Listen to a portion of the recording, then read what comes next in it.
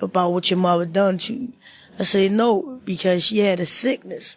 You know, if I was old enough to understand, you know, and have the knowledge that I have now, and if she was living, I probably would have talked to my mother, you know. I mean, you gotta forgive. You know, you never forget, but you gotta forgive. You gotta open up that heart, put things behind you just to move on so you could receive all the blessings that's out there for you. You can't hold no grudges. I got to be honest, and it's going to make me sound like a real nerd and dweeb to say this, but at age 12, I was trading baseball cards.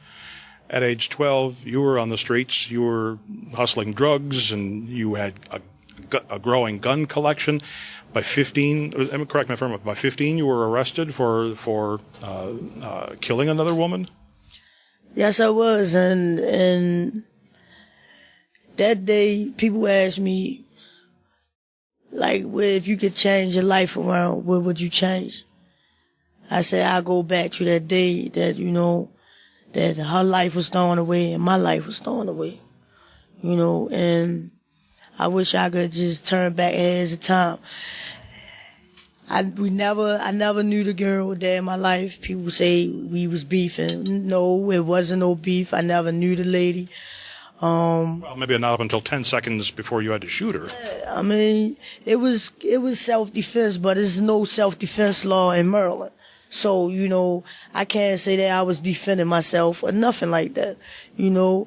But, I mean, I stood up and took responsibility, you know, and that's why I thank God blessed her family and blessed me, you know, to move on. You had a mentor nicknamed Uncle? Yeah, my uncle. That changed your life in a way you never expected it would, didn't you? I mean, his death did. Yes, it have. When I got the phone call, he was that he had got killed. You know, that really tore me apart. You know, and it was like just a couple days. You know, that I had a real physical, you know, acting with him because I was locked up or whatever. And yeah, that really put a stain on my heart. But you'd seen other people close to you die, sometimes die violently. How did his death affect you in ways that those others didn't? Because he kept telling me the rights. He wasn't telling me so much of the wrongs. You know, like the wrong thing to do. He was telling me the positive things to do. You know, like, you know, get your education. You can't scrub toilets without a GED. You know, he tell me a lot of things, and, you know, like, we really had a deep conversation before he got killed. And then it was not long after that you got news that the person in the book you call father was thrown in prison for life. Yeah, exactly. So now you got two pieces of hugely bad news to deal with in a very short period of time. Why didn't you just fall apart at that point? I mean, God. Why? I got hope. I don't have life. And like my uncle did tell me, life goes on. Was it a religious experience? I don't know. That's crazy. You don't strike me as the type that's you know, the typical church-going, maybe like Mama was, in terms of what you believe.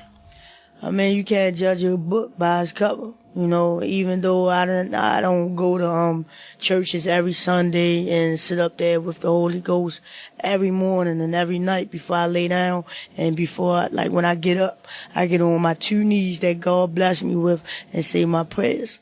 That's how I've always been. Always been. I saw a message in this book of gratitude. You're very grateful for what you have now. Yes, I am. Why not? I almost died. You wouldn't know me now. You know, I was born, addicted to crack. You know, I'd probably still be messed up right now. You know, I went to prison. Probably could have got life. You wouldn't know me. Why not be grateful? Why not? And now you're a famous actress. Yeah. How does that fit? How does that feel? I mean, it feels wonderful because now that I have this opportunity to tell, like, kids or grown folks, like I said before, you know, the rights to do And, I might be one of their role models. Maybe they'll listen to me. Maybe they have a change of heart. And and if they got, on a road of destruction, maybe I could change their mind. Grace After Midnight by Felicia Pearson is published by Grand Central. And that's the Bookcast program number 435. Next time on the Bookcast, Pulitzer Prize-winning journalist and novelist Geraldine Brooks joins us. Her new novel, People of the Book, follows a single volume that seems to take on a life of its own as it somehow survives over the centuries. When I realized that I was going to use a book conservator as in a way, the connective tissue of this book, I went and talked to some real book conservators, and they were fabulous because there's a huge sleuthing aspect to their job that I had no idea about when I set out to write this. And they really do look in the binding. If there's a breadcrumb, well, it makes their day because chemical analysis of that crumb can tell where the wheat was grown, and that can tell you where the book was at a certain time.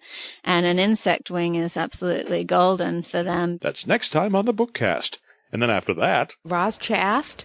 The book is The Alphabet from A to Y with bonus letter Z. That's coming up on the Bookcast.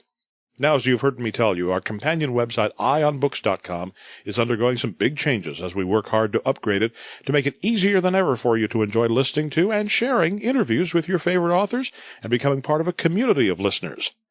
Well, part of what happens to Eye on Books is going to have us taking the Bookcast in a whole new direction as well. Starting later this month, February, you'll want to join us for the all-new Bookcast. More details coming soon, but I'm very sure you'll be delighted with what we're going to do. In the meantime, if you'd like to write to me, I'd love to hear from you. My email address is just bill@thebookcast.com. Thanks for listening to the Bookcast. I'm Bill Thompson.